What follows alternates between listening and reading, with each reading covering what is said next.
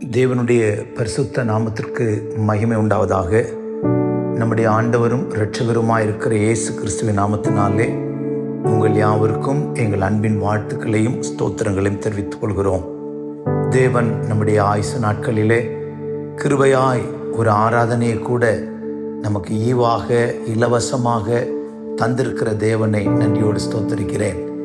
இந்த செப்டம்பர் மாதத்தினுடைய 2வது ஆராதனையை 2வது ஞாயிற்றுக்கிழமையை காண செய்த தேவனை நன்றியுள்ள இருதயத்தோடு கூட மகிமைப்படுத்துகிறேன், ஸ்தோத்தரிக்கிறேன். அவருக்கே எல்லா கனமகிமையும் உண்டாவதாக. கர்த்தருடைய நல்ல நாமம் மகிமைப்படட்டும். ஆண்டவர் எவ்வளவு நல்லவர்! ஆச்சரியமாய், அதிசயமாய், அற்புதமாய், சுகமாய், பலமாய் உங்களையும் என்னையும் கருத்தாய் நடத்துகிற தேவனை நன்றியுள்ள இருதயத்தோடு கூட கர்த்தரை ஒரு விசை கூட ஸ்தோத்தரிக்கிறேன். கர்த்தர் நல்லவர். என்னோடு கூட சேர்ந்து எத்தனை பேர் கர்த்தர் நல்லவர் என்று சொல்லி அவரை துதிக்க போகிறோம்? அப்படியே வலது கரத்தை உயர்த்தி கர்த்தரை கொஞ்ச நேரம் ஸ்தோத்திரம் பண்ணலாமா? ஸ்தோத்திரம், ஸ்தோத்திரம், ஸ்தோத்திரம், ஸ்தோத்திரம், ஸ்தோத்திரம், ஸ்தோத்திரம், ஸ்தோத்திரம், ஸ்தோத்திரம். நல்லவரே, வல்லவரே, ஆராதனை, ஆராதனை. பரிசுத்தரே, படைத்தவரே, ஆராதனை, ஆராதனை. அல்லேலூயா. ஸ்தோத்திரம், ஸ்தோத்திரம். நல்லவரே, உமக்கு ஸ்தோத்திரம். உடைய இரக்கங்கள், உடைய கிருபைகள் எங்கள் மேல் பெரிதாயிருக்கிறதுனாலுமே துதிக்கிறோம் ஆண்டவரே. ஸ்தோத்திரப்பா, ஸ்தோத்திரம். எனக்கு அருமையானவர்களே, நாம் இந்த நாட்களிலே 30ஆம் சங்கீதம் 5வது வசனத்தை தியானித்துக் கொண்டிருக்கிறோம். கர்த்தருடைய நாமத்துக்கு மகிமை உண்டாகட்டும். அவருடைய கோபம் ஒரு நிமிஷம், அவருடைய தயவோ நீடிய வாழ்வு. சாயங்காலத்தில் அழுகை தங்கும், விடியற் காலத்திலே களிப்பு உண்டாகும். கர்த்தருடைய நாமத்துக்கு மகிமை உண்டாகட்டும். Psalms 30:5. சாயங்காலத்திலே அழுகை தங்கும், விடியற் காலத்திலே களிப்பு உண்டாகும். ஏர்லி மார்னிங் பிளெஸிங்ஸ் என்கிற தலைப்பிலே நாம் வசனத்தை தியானித்துக் கொண்டிருக்கிறோம். கர்த்தர் நல்லவர், அவருடைய நாமம் மகிமைப்படுவதாக. காலையில களிப்பு உண்டாகுமா? கடந்த ஞாயிற்றுக்கிழமையில எப்படி ஒரு மனிதன் கர்த்தருக்குள் களிகூற முடியும், களிப்பு பெற்றுக்கொள்ள நாம் என்ன செய்ய வேண்டும் என்பதை குறித்து தியானித்தோம். இந்த வாரம் கர்த்தர் ஸ்தோத்திரம், விடியற் காலையில இயேசு கரையிலே நின்றார். யோவான் சுவிசேஷம் அங்கே நான் வாசிக்கும் போது உயிர்த்தெழுந்த இயேசுவை குறித்து அழகாய் சொல்லப்பட்டிருக்கிறது. John the gospel chapter 21 verse 4. John the gospel chapter 21 verse 4. விடியற்காலமான போது இயேசு கரையிலே நின்றார். அவரை இயேசு என்று சீஷர்கள் அறியாதிருந்தார்கள். கர்த்தருடைய நல்ல நாமம் மகிமைப்படட்டும்.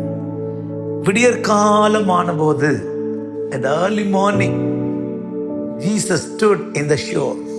கர்த்தர் ஸ்தோத்திரம், இயேசு கரையிலே நின்றாராம். இங்கே சீஷர்கள், கர்த்தருக்கு ஸ்தோத்திரம், 3ஆம் வசனத்தில் படிக்கிறோம். சீமோன் பேதுரு மற்றவர்களை நோக்கி, மீன் பிடிக்க போகிறேன் என்னால் என்றான். அதற்கு அவர்கள், நாங்களும் உடனே வருகிறோம் என்றார்கள். அவர்கள் புறப்பட்டு போய் உடனே படவில் ஏறினார்கள். அந்த ராத்திரியிலே அவர்கள் ஒன்றும் பிடிக்கவில்லை. ராத்திரியெல்லாம் மீன் பிடித்திருக்கிறார்கள். கர்த்தர் ஸ்தோத்திரம், ஒரு மீன் கூட பிடிக்கல. கர்த்தர் ஸ்தோத்திரம், அந்த ராத்திரியெல்லாம் பிரயாசப்பட்டும் ஒரு மீன் கூட கிடைக்கல. அந்த வார்த்தை எனக்கு ரொம்ப துக்கமா இருக்கிற. அந்த ராத்திரியிலே அவர்கள் ஒன்றும் பிடிக்கவில்லை. கர்த்தர் ஸ்தோத்திரம். இங்கே இயேசு மரித்து விட்டார், அவர் அடக்கம் பண்ணப்பட்டு விட்டார். இயேசுவை குறித்து அவர் சொன்ன உபதேசங்கள் எல்லாம் மறந்து போயிற்று. ஒரு பக்கம் கலக்கம், இன்னொரு பக்கம் பின்மாற்றம். பழைய தொழிலுக்கு போயிட்டாங்க. கர்த்தர் ஸ்தோத்திரம், பழைய தொழிலுக்கு போயிட்டாங்க. பேதுரு கேட்கிறான், நான் மீன் பிடிக்க போறேன். ஒருவேளை என்ன நினைத்தானோ தெரியல, வயிறு இருக்குது, சாப்பிடணுமே, இயேசுவை நம்பி இருந்தோமே, இயேசும் நரித்து போயிட்டாரே, எதையெல்லாம் விட்டானோ அதெல்லாம் எடுக்க ஆரம்பிச்சிட்டான். ஆனால் இவருடைய நிர்பந்தமான நிலவரத்தை அறிந்த இயேசு, அவருடைய வேதனை அறிந்த இயேசு, அவருடைய சோகத்தை அறிந்த இயேசு, அவருடைய பின்மாற்றத்தை அறிந்த இயேசு, அவருடைய அவிசுவாசத்தை அறிந்த இயேசு விடிய காலையிலே கரையில் நிற்கிறார். கர்த்தருக்கு ஸ்தோத்திரம். எனக்கு அருமையானவர்களே, இந்த மாதம் நம்முடைய பலவீனங்களை அறிந்த தெய்வம், நம்முடைய நிராசைகளை அறிந்த தெய்வம் உங்களுக்காக எனக்காக உதவி செய்யும்படி கரையில வந்து நிற்கிறார். ராத்திரியெல்லாம் என் பிள்ளைகள் பிரயாசப்பட்டிருக்கிறாங்க, வலை வீசியிருக்கிறாங்க, ராத்திரியில ஒரு மீன் கூட பிடிக்கல. கர்த்தருக்கு ஸ்தோத்திரம். ஆனபடினால இயேசு என்ன செய்தார்? அங்கே படிக்கும்போது கர்த்தருக்கு ஸ்தோத்திரம் 5ஆம் வசனத்திலே இயேசு அவர்களை நோக்கி, பிள்ளைகளே, புசிக்கிறதற்கு ஏதாகிலும் உங்களிடத்தில் உண்டா என்றார். அதற்கு அவர்கள் ஒன்றுமில்லை என்றார்கள். அப்பொழுது அவர், நீங்கள் படவுக்கு வலதுபுறமாக வலையை போடுங்கள், அப்பொழுது உங்களுக்கு அகப்படும் என்றார். அப்படியே அவர்கள் போட்டு திரளான மீன்கள் அகப்பட்டதினால் அதை இழுக்க மாட்டாதிருந்தார்கள். ஆதலால் இயேசுக்கு அன்பாயிருந்த சீஷன் பேதுருவை பார்த்து, அவர் கர்த்தர் என்றார். அவர் கர்த்தர் என்ற உடனே சீமோன் பேதுரு கேட்ட உடனே தான் வஸ்திரம் இல்லாதவனாய் இருந்தபடியினால் தன் மேல் சட்டை கலட்டி கட்டி கொண்டு கடலிலே குதித்தான். கர்த்தருடைய நாமத்துக்கு மகிமை உண்டாகட்டும். அவர்கள் கரையிலே வந்திறங்கின போது 9ஆம் வசனம், கரி நெருப்பு போடப்பட்டிருக்கிறதையும் அதன் மேல் மீன் வைத்திருக்கிறதையும் அப்பத்தையும் கண்டார்கள். இயேசு அவரை நோக்கி, நீங்கள் இப்பொழுது பிடித்த மீன்கள் சிலவற்றை கொண்டு வாருங்கள் என்றார். சீமோன் பேதுரு படவில் ஏறி 153 பெரிய மீன்களால் நிறைந்த வலையை கரையில் இழுத்தான். இந்த மீன்கள் இருந்தும் வலை கிழியவில்லை. இயேசு அவர்களை நோக்கி, வாருங்கள், போஜனம் பண்ணுங்கள் என்றார். கர்த்தருடைய நாமத்துக்கு மகிமை உண்டாகட்டும். இந்த பிள்ளைகள் பசியா இருக்கிறார்கள், தோல்வி அடைந்து இருக்கிறார்கள், ராத்திரி எல்லாம் பிரயாசப்பட்டிருக்கிறார்கள் என்று அறிந்த இயேசு கரையிலேயே மீன் பிடித்து அதை பொரித்து அவர்கள் தேன் கூட்டோடு கூட கொடுக்கிறார். தாயுள்ளம் கொண்ட இயேசு, நேசிக்கிற இயேசு, பரிதபிக்கிற இயேசு, அவருடைய ஜீவிதத்தின் தோல்விகளை கர்த்தர் பார்க்கல. அவர்கள் மறுதளித்ததை பார்க்கல, பின்னிட்டு ஓடினதை பார்க்கல. அன்புள்ள இயேசு, உயிர் தெழுந்த இயேசு, கர்த்தருக்கு ஸ்தோத்திரம், அவர்களை தேடி வந்து கரையிலேயே ஆசீர்வாதத்தை கொடுக்கிறார். இந்த கால வேளையிலேயும் விடியற் காலத்து நன்மைகளை தருவேன்னு சொன்ன கர்த்தர், நீ தோற்று போயிருக்கலாம், விடாய்த்து போயிருக்கலாம், தெய்வத்தை விட்டு தூரம் போயிருக்கலாம், நீ விட்டு வந்தவைகளை எல்லாம் திரும்ப எடுத்திருக்கிற வேலைக்கு போயிருக்கலாம். கர்த்தர் உன்னை பார்த்து என்னை பார்த்து சொல்லுகிறார், உனக்கு பிள்ளைகளே என்று அன்பாய் கூப்பிடுகிறார். பின்மாற்றக்காரனே என்று கூப்பிடல, மறுதளித்தவனே என்று கூப்பிடல, பிள்ளைகளே என்று அன்பாய் கூப்பிட்டு உன் தேவை அறிந்தவராய் உனக்காக சகலவற்றையும் கரையில் ஆயத்தம் பண்ணியிருக்கிறார். கர்த்தருக்கு ஸ்தோத்திரம். விடியற் காலத்தில் இயேசு கரையில் நின்றார். கர்த்தருடைய நாமத்திற்கு மகிமை உண்டாகட்டும்.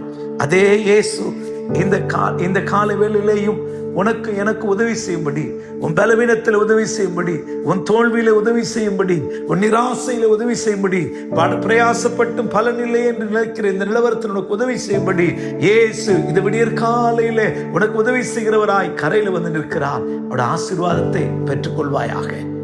கர்த்தருடைய நாமத்திற்கு மகிமை உண்டாகட்டும். இந்த விடியற் காலத்தின் அனுபவம் உங்களுக்குள்ள எனக்குள்ள உண்டாகட்டும். நான் விசுவாசிக்கிறேன், சாயங்காலத்தில் அழுகை தங்கும், விடியற் காலத்தில் களிப்பு உண்டாகும். அப்படியானால் கர்த்தர் ஸ்தோத்திரம், விடியற் காலத்தில் களிப்பை மட்டுமல்ல, சந்தோஷத்தை மட்டுமல்ல, உனக்கு உதவியையும் கூட கர்த்தர் செய்ய வல்லவராயிருக்கிறார். ஆனபடினால்தான் 46ஆம் சங்கீதத்திலே நாம் படிக்கும்போது அங்கே சங்கீதக்காரன் சொல்லுகிறான், ஒரு நதி உண்டு, அந்த நதி என்ன செய்கிறதாம்? கர்த்தருக்கு ஸ்தோத்திரம், தேவன் அது நடுவில் இருக்கிறார், அது அசையாது, அதிகாலையிலே தேவன் அதற்கு சகாயம் செய்வார். பலவீனத்தை அறிந்தவர் அதிகாலையிலே உனக்கு சகாயம் செய்யும்படி உனக்காக எனக்காக அவர் எழும்பி வந்திருக்கிறார். உனக்காக எனக்காக அவர் எழுந்து வந்திருக்கிறார். கர்த்தருக்கு ஸ்தோத்திரம். நீதிமொழிகள் 8ஆம் அதிகாரம் 17ஆம் வசனத்திலே படிக்கும்போது Proverbs chapter 8 verse 17 அங்கு விதமாய் எழுதப்பட்டிருக்கிறது, கர்த்தருக்கு ஸ்தோத்திரம், என்னை சிநேகிக்கிறவர்களை நான் சிநேகிக்கிறேன், அதிகாலையில் என்னை தேடுகிறவர்கள் என்னை கண்டடைவார்கள். அதிகாலையில கர்த்தரை தேடினால் நாம் அவரை கண்டடைவோமாம். கர்த்தருக்கு ஸ்தோத்திரம். அதனால்தான் ஏசாயா 55:6, ஐசாயா 55:6, கர்த்தரை கண்டடையத்தக்க சமயத்தில் தேடுங்கள், அவர் சமீபமாயிருக்கையில் அவரை நோக்கி கூப்பிடுங்கள் என்று சொல்லுகிறார். அப்படியானால் கர்த்தரை கண்டடையத்தக்க சமயம், கர்த்தரை காணக்கூடிய சமயம் அதிகாலை நேரம், விடியற்காலை நேரம். இந்த விடியற்காலத்திலே சீஷர்கள் கர்த்தருக்கு ஸ்தோத்திரம் திபேரிய கடலிலே மீன்பிடிக்க பிரயாசப்பட்டு தோல்வியோடு கூடிருந்த போது இயேசுவோ கர்த்தருக்கு ஸ்தோத்திரம் அவர்களோடு கூட அவர்களுக்கு உதவி செய்கிறவராய், அவருடைய தேவைகள் சந்திக்கிறவராய், அவருடைய பசியை ஆற்றுகிறவராய், தாயுள்ளம் கொண்டவராய், பலவீனங்களை நோக்காதவராய், கர்த்தருக்கு ஸ்தோத்திரம் கரையிலேயே மீன் பிடித்து அவனுக்கு தேவையானவற்றை ஆயத்தம் பண்ணி வாருங்கள் போஜனம் பண்ணுங்கள் என்று இயேசு அழைக்கிறார். எவ்வளவு நல்ல தேவன்! அதே தெய்வம் உன்னோடு கூட என்னோடு கூட இந்த காலவேளை பேசுகிறார். நீ அதிகாலையில் என்னை தேடிப்பார், நீ என்னை கண்டடைவாய். கண்டடையத்தக்க சமயம் அதிகாலை, ஏர்லி மார்னிங். கர்த்தருக்கு ஸ்தோத்திரம். தேவனை தேடுகிறவர்கள் ஆசீர்வதிக்கப்பட்டார்கள், தேவனை தேடினவர்கள் நன்மை பெற்றார்கள், ஆசீர்வாதங்களை கண்டார்கள். கர்த்தருடைய நாமத்திற்கு மகிமை உண்டாகட்டும். 1-2 காரியங்களை நான் இந்த காலவேளையிலே காலையிலே தேவனை தேடி, விடியற் காலத்திலே தேவனை தேடி, இருட்டோடு தேவனை தேடி, இந்த ஏர்லி மார்னிங் கர்த்தரை தேடி நன்மை பெற்றவர்கள் அவர்கள் சொல்லுகிற சாட்சியை இந்த பிரசங்கத்தின் வாயிலாய் நாம் கேட்போம். கர்த்தருடைய நாமத்திற்கு மகிமை உண்டாகட்டும். முதலாவதாக கர்த்தருக்கு ஸ்தோத்திரம், தாவீது தன் அனுபவத்தை சொல்லுகிறான். கர்த்தருக்கு ஸ்தோத்திரம் 63ஆம் சங்கீதம் 63 படிக்கும் போது சங்கீதக்காரன் விதமாய் சொல்லுகிறான். 1வது வசனம் 2வது வசனத்திலே கர்த்தருடைய நாமத்துக்கு மகிமை உண்டாகட்டும். தேவனே, நீர் என்னுடைய தேவன், அதிகாலமே உம்மை தேடுகிறேன். வறண்டதும் விடாய்த்ததும் தண்ணீரற்றதுமான நிலத்திலே என் ஆத்துமா உம்மேல் தாகமாயிருக்கிறது, என் மாம்சமானது உம்மை வாஞ்சிக்கிறது. இப்படியே பரிசுத்த ஸ்தலத்தில் உம்மை பார்க்க ஆசையாயிருந்து உமது வல்லமையையும் உமது மகிமையும் கண்டேன். கர்த்தருக்கு ஸ்தோத்திரம். தேவனை அதிகாலையில தேடினவன், அதிகாலையில கர்த்தரை தேடினவன், என் ஆத்துமா உம்மேல் தாகமாயிருக்கிறது, வறண்டதும் விடாய்த்ததும் தண்ணீரற்றதுமான நிலத்திலே என் ஆத்துமா உம்மை வாஞ்சிக்கிறது. கர்த்தருக்கு ஸ்தோத்திரம். My soul is longing to you. உம்மை குறித்த ஒரு வாஞ்சை எனக்குள்ள இருக்கிறது. அப்படி நான் வாஞ்சையாய் அதிகாலையில தேடி உம்முடைய வல்லமையையும் உம்முடைய மகிமையையும் கண்டேன். காண்பேன் அல்ல, கண்டேன். அப்படியானால் சங்கீதக்காரனுடைய சாட்சி என்ன? யாரெல்லாம் ஆசையோடு, வாஞ்சையோடு, தாகத்தோடு, ஆத்துமா தேவன் மேல தாகமா இருந்து தேடுவோமானால் இந்த அதிகாலையிலே கர்த்தருடைய மகிமை நீங்கள் காணலாம். அதிகாலையிலே கர்த்தரை தேடுகிறவன் மகிமையை காணலாம். கர்த்தருக்கு ஸ்தோத்திரம். மகிமையை காண்கிற அப்படிப்பட்ட ஒரு தேடுதல் ஏதோ ஒரு பாரம்பரியமான பழக்க வழக்கமான அல்ல. ஆசையாய், வாஞ்சையாய், தவணத்தோடு கர்த்தருக்கு ஸ்தோத்திரம் ஆசையோடு தெய்வத்தை தேடுவோமானால் கர்த்தருக்கு ஸ்தோத்திரம் மகிமையை காணலாம். எத்தனை பேர் உங்களிலே கர்த்தருடைய மகிமையை, கர்த்தருடைய வல்லமையை காண விரும்புகிறோம்? கர்த்தருக்கு ஸ்தோத்திரம். அப்படிப்பட்டவர்களுக்குள்ளே ஒரு ஆசை பெருகட்டும். நான் ஆசையாய் கர்த்தரை தேடுவேன், வாஞ்சையாய் கர்த்தரை தேடுவேன். கர்த்தருக்கு ஸ்தோத்திரம். என் ஆத்துமா தாகத்தோடு தேடுவேன்.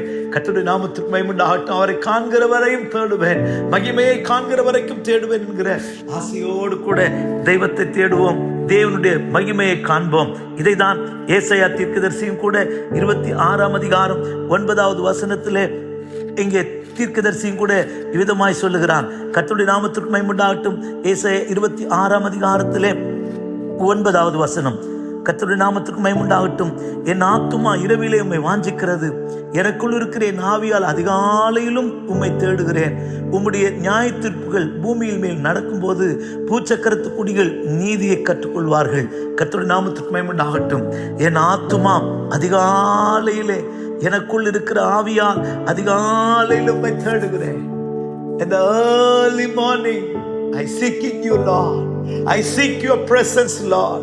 I seek your face, oh God. தேவனை தேடுகிறேன், தேவனுடைய முகத்தை தேடுகிறேன், தேவனுடைய மகிமையை தேடுகிறேன். எனக்குள்ள இருக்கிற ஆவியினால தேடுகிறேன். அந்த அனுபவம் உங்களுக்குள்ள எனக்குள்ள வரட்டும். நான் மகிமையை காண்கிற வரைக்கும் தேடுவோம். கர்த்தருடைய நல்ல நாமத்திற்கு மகிமை உண்டாகட்டும்.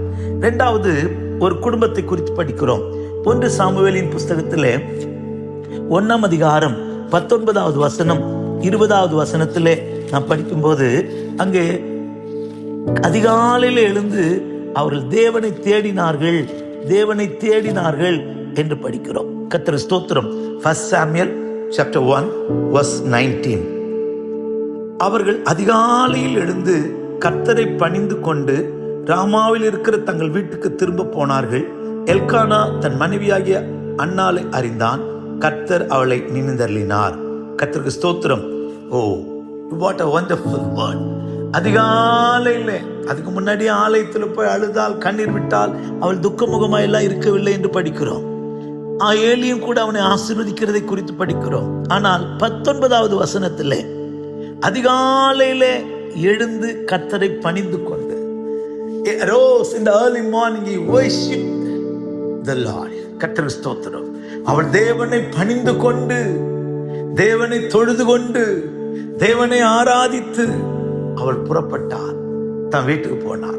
கர்த்தருக்கு ஸ்தோத்திரம்.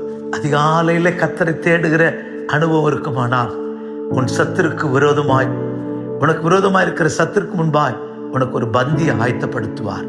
உன் சத்துருக்கு முன்பாய் உன் கொம்பை உயர்த்துவார். அழகாய் சொல்கிறது வசனம். கர்த்தர் ஸ்தோத்திரம். கர்த்தர் அன்னாளை நினைந்தார். கர்த்தர் அன்னாளை நினைந்தருளினார். கர்த்தர் ஸ்தோத்திரம். ஆம், கர்த்தர் ஸ்தோத்திரம். கர்த்தர் அன்னாளை நினைந்தார், கடாட்சித்தார். அவர் கற்பவதியானால் ஒரு குமாரனை பெற்றார். நிந்தை நீங்கினது, பாடுகள் நீங்கினது. கர்த்தர் ஸ்தோத்திரம். அதிகாலையில கர்த்தரை தேடி மகிமை காண்கிறது மாத்திரமல்ல, உன்னோடு யுத்தம் பண்ணுகிற உன் சத்துருக்களின் வாயை அடைப்பதற்கு நீ அதிகாலையில கர்த்தரை பணிந்து கொள். அதிகாலையில கர்த்தரை தொழுது கொள். கர்த்தருக்கு ஸ்தோத்திரம். தேவனை ஆராதிக்க பழகு, தேவனை துதிக்க பழகு. நீ தேவனை தொழுது கொள், தேவனை பணிந்து கொள்ளுகிற அந்த அபிஷேகம் உனக்குள் இருக்குமானால் உன் சத்துருக்களின் வாயை கர்த்தர் அடைப்பார். உன்னை இகழ்ந்தவர்களுக்கு முன்பாய் உன் கொம்பை உயர பண்ணுவார். கர்த்தருக்கு ஸ்தோத்திரம். பெனினாலுக்கு முன்பாய் கர்த்தர் உன்னை உயர்த்த ஆசையா இருக்கிறார். உன்னிடத்துல கர்த்தர் எதிர்பார்க்க என்ன தெரியுமா? உன் சத்துருக்களுக்கு முன்பாக உனக்கு ஒரு பந்தி ஆயத்தம் பண்ண, உன் சத்துருக்களுக்கு முன்பாக உன் தலை அபிஷேகம் பண்ண, உன் சத்துருக்களுக்கு முன்பாக உன் கொம்பை உயர பண்ணுவதற்கு தேவன் ஆசையா இருக்கிறான். கர்த்தர் எதிர்பார்க்கிற காரியம் என்ன? அதிகாலையில கர்த்தரை தேடுவோம், அதிகாலையில கர்த்தரை தேடுவோம். இயேசு கரையில நின்று பலவீனமானவர்களுக்கு உதவி செய்ய வந்தவர். இயேசுவின் மகிமை கண்ட தாவீது இப்ப அன்னாள் சொல்லுகிற சாட்சி என்ன? கர்த்தர் ஸ்தோத்திரம். அதிகாலையில் கர்த்தரை தொழுது கொண்டேன், கர்த்தரோ என்னை நினைந்தருளினார், கர்த்தரோ என்னை நினைந்தருளினார். கர்த்தருடைய நாமத்துக்கு மகிமையுண்டாகட்டும். அவருடைய உள்ளம் எவ்வளவு நன்றியாய் புகழும், எவ்வளவு நன்றியாய் கர்த்தரை மகிமைப்படுத்தும்.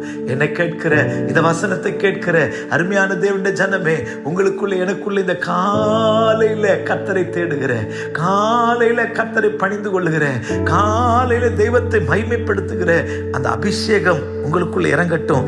சத்துருக்கு முன்பாக கர்த்தர் உங்கள் தலையை உயர்த்துவார். சத்துருக்களுக்கு முன்பாக கர்த்தர் உங்கள் தலையை உயர்த்துவார். எத்தனை பேர் விசுவாசிக்கிறோம்? நான் பேசும்போதே நான் ஆவியில களி கூர்ந்து கொண்டிருக்கிறேன். அதிகாலையில் நீங்கள் தேடுகிற தேட்டம் வீணாய் போகாது. உங்கள் சத்துருக்களுக்கு முன்பாய் கர்த்தர் உங்கள் தலையை உயர்த்துவார் என்று ஆணித்தரமாய் கர்த்தருக்குள் நிச்சயித்து நான் சொல்லுகிறேன். கர்த்தருடைய நாமத்திற்கு மகிமை உண்டாகட்டும்.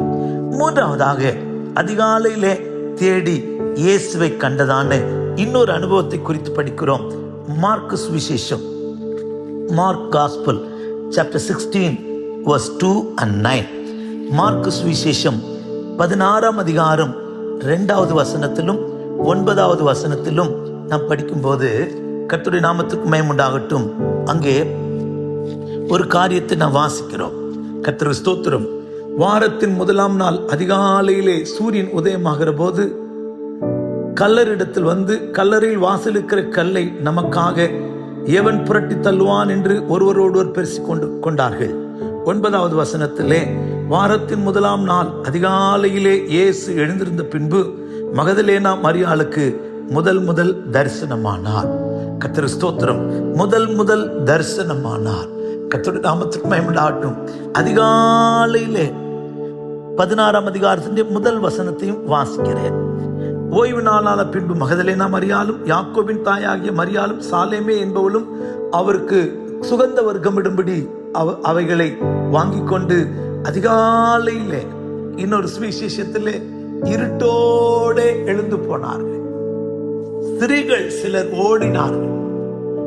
அதிராவிலே மக்தல் மேரி இயேசுவை காணும்படி கல்லறையிடத்துக்கு ஓடினார். கர்த்தருக்கு ஸ்தோத்திரம்.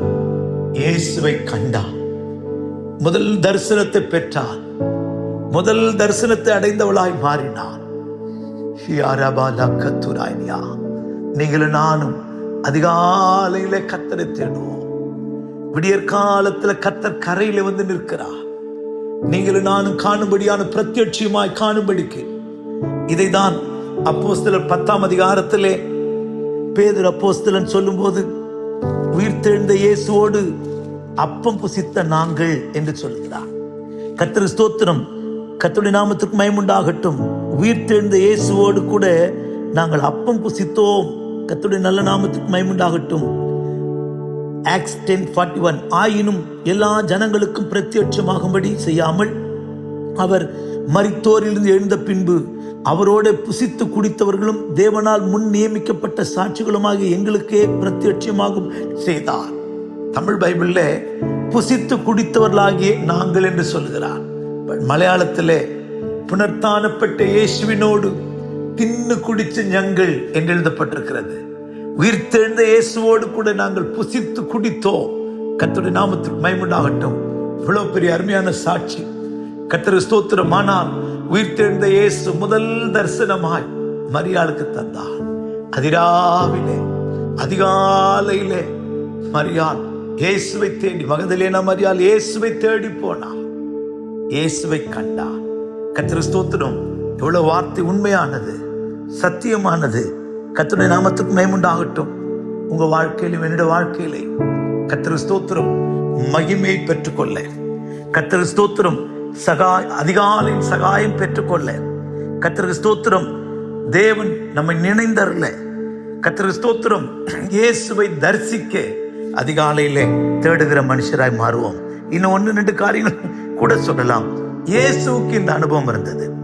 ஐசையா சாப்டர் 50:4 அங்கே படிக்கும்போது மார்க் 1:35, மார்க் காஸ்பல் சாப்டர் 1:35 இருட்டோட வனாந்தரமான ஒரு இடத்திலே போய் அவர் ஜெபம் பண்ணும்படி போனார். ஏசாயா 50ஆம் அதிகாரத்திலே ஏசாயா தீர்க்கதரிசி என்ன சொல்லுகிறார்? இயேசுவை குறித்து சொல்லும் போது அவர் கர்த்தருக்கு ஸ்தோத்திரம் என்னை எழுப்புகிறார், அவர் என்னை எழுப்புகிறார் என்று சொல்லுகிறார். 50ஆம் அதிகாரம் சாப்டர் 50:4 இளைப்படைந்தவனுக்கு சமைத்து கேட்ட வார்த்தை சொல்ல நான் அறியும்படிக்கு கர்த்தராகிய ஆண்டவர் எனக்கு கல்விமானி நாவை தந்தளினார். காலைதோறும் என்னை எழுப்புகிறார். கற்றுக்கொள்ளுகிறவனைப் போல நான் கேட்கும்படி என் செவியை கவனிக்க செய்கிறார். கர்த்தராகிய ஆண்டவர் என் செவியை திறந்தார். நான் எதிர்க்கவும் இல்லை, நான் பின்வாங்கவும் இல்லை. கர்த்தருக்கு ஸ்தோத்திரம். காலையில நமக்கு போதிக்கிறதற்கு ஏசு அதிகாலையில போய் ஜெபம் பண்ணி, ஆண்டவரே இன்றைக்கு நான் என்ன செய்யணும், என்ன செய்ய சித்தமாயிருக்கிறீர் ஆண்டவரிடத்திலே கற்றுக்கொண்டார். அவர் பிதாவிடத்தில் கற்றுக்கொண்டதை அந்த நாளிலே செய்து முடித்தார். நம்ம வாழ்க்கையிலும் கூட அதிகாலையில கர்த்தரிடத்தில் கற்றுக்கொள்வதற்காக எழுப்புவோம். எனக்கு போதியும் ஆண்டவரே என்று கேட்போம். இன்னும் நிறைய காரியங்களை சொல்லிக்கொண்டே போகலாம்.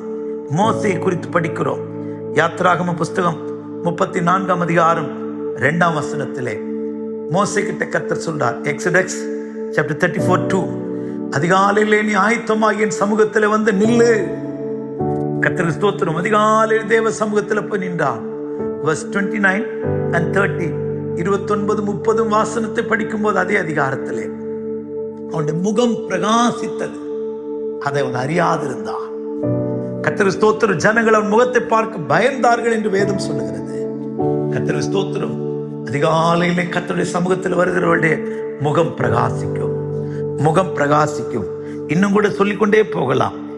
ஆதியாகம புஸ்தகம் 19ஆம் அதிகாரத்திலே 27-29 வரைக்கும் படிக்கும்போது ஜெனிசஸ் சாப்டர் 19 verse 27-29 அங்கே படிக்கும்போது கர்த்தர் தன்னோடு பேசின இடத்திற்கு அதிகாலையில் ஆபிரகாம் எழுந்து கர்த்தர் தன்னோடு பேசின இடத்திற்கு வந்தான் என்று படிக்கிறோம். அவன் பார்க்கும்போது சோதேமுக்கு நேராய் பார்க்கிறான். அங்கே அப்படியே புகைச்சூளை அப்படியே எழும்பி வருகிறது. கர்த்தர் பேசின இடத்துல வந்து நின்று அவன் பார்க்கிறான். ஜெபித்திருப்பான்னு நினைக்கிறேன். ஆண்டவரே சகோதரனாகிய லோத்துக்கு என்ன ஆயிற்று? அடுத்த வசனத்திலே சொல்லப்பட்டிருக்கிறது. கர்த்தர் ஸ்தோத்திரம் 27-29 வரைக்கும் படிக்கும்போது கர்த்தர் ஸ்தோத்திரம். கர்த்தர் ஆபிரகாமை நினைத்து லோத்தையும் குடும்பத்தையும் அந்த அழிவிலிருந்து தப்பிக்க வைத்தார் என்று. அதிகாலையிலே நீ யாருக்காக விண்ணப்பிக்கிறாயோ அவருடைய அழுகையின் சத்தத்தை உன்னுடைய அழுகையின் சத்தத்தை கேட்டு, ஜெபத்தின் சத்தத்தை கேட்டு உன் சகோதரனுக்கு ஒரு விடுதலை, அடிவிலிருந்து விடுதலை தர வல்லவராக இருக்கிறார். எவ்வளவு அருமையான அனுபவங்கள் காலையில் இருக்கிறது. இயேசு காலையில கரையில வந்து பின்மாறி போன சீஷர்களுக்கு உதவி செய்த தேவன் உனக்கு எனக்கு உதவி செய்ய வந்திருக்கிறார். கர்த்தருக்கு ஸ்தோத்திரம். அந்த அதிகாலையில் அனுபவத்தை பெற்றுக்கொள்வோம். மகிமையை கண்ட தாவீதை போல கர்த்தருக்கு ஸ்தோத்திரம். கர்த்தர் தம்மை நினைந்தருளும்படிக்கு அதிகாலையில் பணிந்து கொண்ட அன்னாளின் குடும்பத்தை போல இயேசு, கர்த்தருக்கு ஸ்தோத்திரம், அதிகாலையிலே இயேசுவை தேடி அவரை தரிசித்த மகதலேனா மரியாளை போல, இயேசுவை போல பிதாவுடைய சித்தத்தை அறிந்து கொள்ள காலைதோறும் எழும்பினது போல, மோசேயை போல சமூகத்தில் வந்து நின்று முகம் பிரகாசிக்க, ஆபிரகாமை போல தன் சகோதரனாகிய லோத்துக்காக பரிந்து பேச, அடிவிலிருந்து தப்பிக்க காலையில் எழும்புவோம். காலை நேர ஜபத்தை விரும்புவோம். காலை நேரத்தில் பிதாவை தேடுவோம். கர்த்தர் நமக்கு இரக்கம் செய்வார். ஒப்பு கொடுக்கலாமா? இந்த அனுபவத்தை வாஞ்சிப்போம். அதிகாலையிலே இயேசு கரையில் நின்றார். கரையில் நின்ற இயேசு ஒன்றுமில்லாமல் பரிதபிக்கிற ஜனத்துக்கு உதவி செய்தது போல இந்த காலை வேளை முன்னோட்டத்தில் வந்திருக்கிறார். ஆண்டோடத்தில் ஒப்பு கொடுப்போம். ஆண்டவரே, அதிகாலையில நீர் கரையில நின்றது போல, ஆண்டவரே அதிகாலையில கர்த்தாவே மகிமை காண தேடினது போல, அதிகாலையில ஆண்டவரே பணிந்து கொண்டு புறப்பட்டவளை, பிரயாணப்பட்டவளை நினைந்தது போல, அதிகாலையில தேடி வந்த மகதலேனா மரியாளை சந்தித்தது போல, அதிகாலையில இயேசுவே பிதாவை நோக்கி வேண்டிக் கொண்டது போல, அதிகாலையில் மோசேயும் தேவனின் சமூகத்தில் வந்த போது முகம் பிரகாசித்தது போல, ஆபிரகாமை போல பரிந்து பேச எங்களுக்கு உதவிச்சு. அதிகாலையின் அனுபவம் எங்கள் எல்லாருக்குள்ள உருவாகட்டும். கரையில நிற்கிற இயேசுவின் அனுபவத்தை பெற்றுக்கொள்ள, விடியற் காலத்து நன்மைகளை பெற்றுக்கொள்ள எல்லாரையும் ஆயத்தப்பட்டு தகுதிப்படுத்தும். இயேசுவின் நாமத்தில் ஜெபிக்கிறோம் நல்ல பிதாவே. ஆமென், ஆமென். God bless you. Praise the Lord.